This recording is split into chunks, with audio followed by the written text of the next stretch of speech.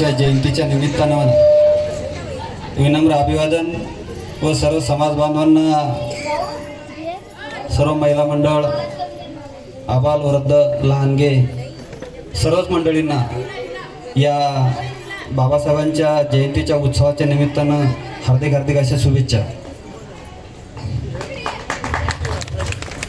खरं म्हणजे या ठिकाणी बोलायला एवढं उशिरा भेटलं आणि ज्यांच्याकडून अपेक्षा होती आणि खरं ज्यांची गरज आहे बोलायला पाहिजेत की बाबासाहेब ज्यांना समजले, छत्रपती ज्यांना समजले आणि समजायला पाहिजेत, त्यांच्याकडून आज आपण जयंतीच्या निमित्तानं सर्व मार्गदर्शन किंवा त्याबाबत आपण त्यांनी त्यांच्या भाषणातून आपल्याला सांगितलं आणि एवढं डीपमध्ये सांगितलं की मला असं वाटत नाही त्यात काही राहिले सांगायचं.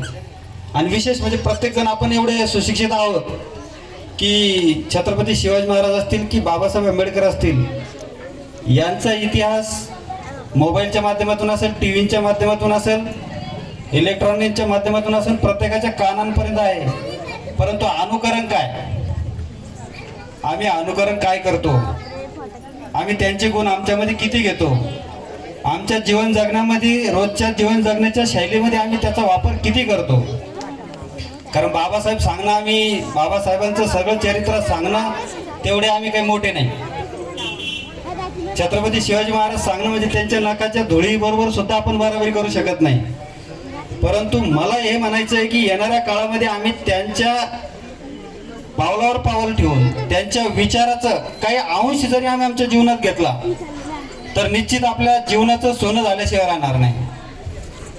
छत्रपती शिवाजी महाराजांनी जे अनुकरण त्या काळात 16व्या शतकात केलं तेच बाबासाहेब एका ठिकाणी म्हणतात की मला संविधान घटना लिहिताना छत्रपती शिवाजी महाराजांनी जे न्याय निवाडा केला, जे स्वराज्य चालवलं आणि रयतेच्या साठी त्यांनी जे कार्य केलं, ते कार्य करत असताना त्यांनी प्रत्येक गोष्टीमध्ये न्याय कसा द्यायचा, शेतकऱ्यांसाठी काय कार्य करायचं, हे सगळं त्यांनी अनुकरण केल्यामुळे मला सोपं झालं.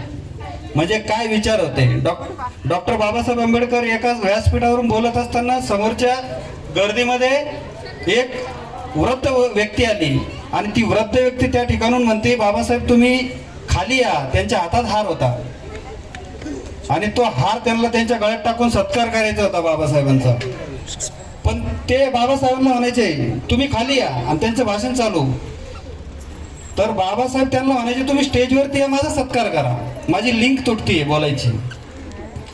परंतु त्यांनी सांगितलं बाबासाहेब तुमच्या स्टेजवर येऊन तुमच्या ज्या स्टेजला मी पाय लावू शकत नाही एवढी आमची हे नाही, आमची कुवत नाही. तर बाबासाहेब खाली उतरून जातात, त्यांचा सत्कार स्वीकारतात आणि वरती येतात आणि भाषणाला सुरुवात करतात. तेवढ्यात तो माणूस त्या ठिकाणी निघून जातो आणि ते दुसरं तिसरं कोणी नसून गाडगे महाराज त्या ठिकाणी असं म्हणतात की तुमच्या स्टेजवर येऊन तुमच्या स्टेजला मी पाय लावू शकत नाही. म्हणजे त्यांनी त्यांचं स्वतः सांगितलं की त्या स्टेजला मी पाय लावू शकत नाही. म्हणजे एवढे बाबासाहेब तज्ज्ञ होते, एवढे त्यांचे विचार मोठे होते आणि त्या विचारानं समाज हा त्या ठिकाणी पुढे जात होता. म्हणजे बाबासाहेबाला जर गाडगे महाराज असं म्हणू शकतात आणि गाडगे महाराज ज्यावेळेस कीर्तन करायचे त्यावेळेस बाबासाहेब समोर बसून कीर्तन ऐकायचे.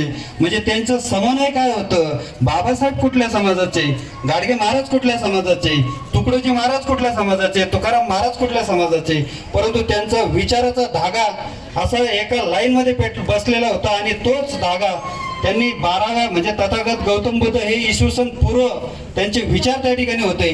ते विचार जर त्यांनी 16व्या शतकापर्यंत वेगवेगळ्या समाजामध्ये वेगवेगळे महापुरुष झाले, परंतु त्यांनी ते तेवत ठेवले आणि अण्णाभाऊ साठेपर्यंत, गाडगे महाराजांपर्यंत ते विचार आजही आपल्या समाजामध्ये आहे. परंतु त्याचा अभ्यास करण्याची प्रत्येकाची आपण आपली वेगळी दृष्टी, आपण चष्मा त्या ठिकाणी वेगळा घातलाय. तो चष्मा आपण एका लाईनचा घालावा आणि त्यांनी जे आपल्याला सांगितलंय ते प्रत्येकानं बारकाईनं बघा. त्या ठिकाणी 12व्या शतकात संत एकनाथ असतील, तुकाराम महाराज असतील, संत सेना महाराज असतील, नरहरी सोनार असतील किंवा 16व्या शतकापासून तर तुम्ही खाली इकडे जी लाईन आहे ती तथागतांचाच विचारतो त्यांनी पुढे नेला, फक्त वेळेनुसार थोडासा त्यामध्ये बदल होत गेला. या सगळ्या गोष्टीचं अनुकरण येणाऱ्या पिढीने करावं आणि त्या ठिकाणी कर्डक म्हणतात की बाबासाहेब तुमच्या विचाराचे जर 5 लोक या ठिकाणी असते तर तलवारीची नोक वेगळ्या पद्धतीचं असलं असतं, असे विचार त्या महापुरुषांचे होते.